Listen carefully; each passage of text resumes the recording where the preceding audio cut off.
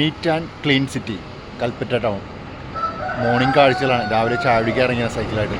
അപ്പോൾ കണ്ടോ, വയനാട്ടിലെ എല്ലാ ദിവസവും ഉച്ചയ്ക്ക് ശേഷം മഴയാണ്. അപ്പോൾ രാവിലെ സൈക്കിളായിട്ട് ഇറങ്ങി കൽപ്പറ്റ ടൗണിലൊക്കെ ഒന്ന് കറങ്ങണം, പിന്നെ ആ കോടമഞ്ഞൊക്കെ ഒന്ന് ആസ്വദിക്കാം. പക്ഷേ ഞാൻ എഴുന്നേറ്റപ്പോൾ തന്നെ നേരം വെളുത്ത്, പിന്നെ എന്നാലും കുളിരും ഒക്കെ ഉണ്ടായിരുന്നു. ആ കുളിരും കൊണ്ട് അങ്ങോട്ട് സൈക്കിൾ ഓട്ടി.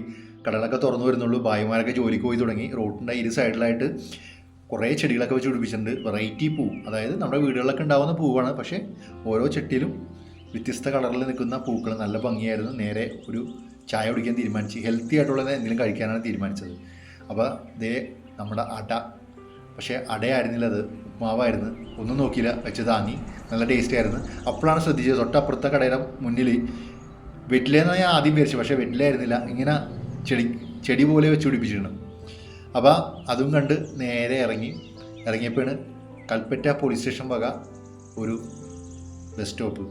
നല്ല ഭംഗിയുണ്ട്. അവിടെ നിന്ന് നേരെ ചെന്നപ്പോൾ റൈറ്റിലേക്ക് പോകണം കോഴിക്കോട്, അതായത് ചുരം ഇറങ്ങി കോഴിക്കോട് പോവാം. നേരെ മേപ്പാടി, ലെഫ്റ്റിലേക്ക് സുൽത്താൻ ബത്തേരി. ഞാൻ നേരെ സ്വല്പ ദൂരം ചവിട്ടാന്ന് ചോദിച്ചു മേപ്പാടിയിലേക്ക് ചവിട്ടി കുറച്ച് കഴിഞ്ഞപ്പോൾ തന്നെ അതേ ആ കാഴ്ച, അതിസുന്ദരമായ ആ കോടയൊക്കെ നിറഞ്ഞു നിൽക്കുന്ന ഉദയ സൂര്യൻ ഇങ്ങനെ ഉദിച്ച് നിൽക്കുന്ന കാഴ്ച അതിമനോഹരമാണ്. കുറച്ച് നേരം ഫോട്ടോസും വീഡിയോസൊക്കെ എടുത്ത് നേരെ ടൗൺഷിപ്പിലേക്ക് പോയി.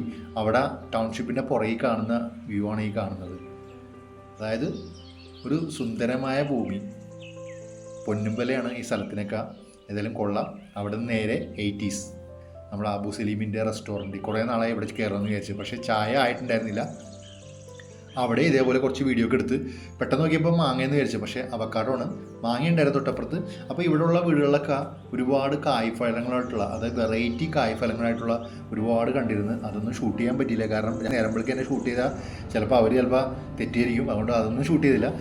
അവിടെ നിന്ന് നേരെ റൂമിൽ വന്ന് റൂമിൻ്റെ താഴെ ചായക്കടയുണ്ട്. അപ്പോൾ അദ്ദേഹമാണ്, ഇതാണ് മൈസൂർ മല്ലിയില.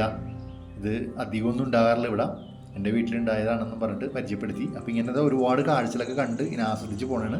അപ്പോൾ വരും ദിവസങ്ങളിൽ പുതിയ വിശേഷം ഉണ്ടാവും. അപ്പോൾ അടുത്ത വീഡിയോ കാണാം.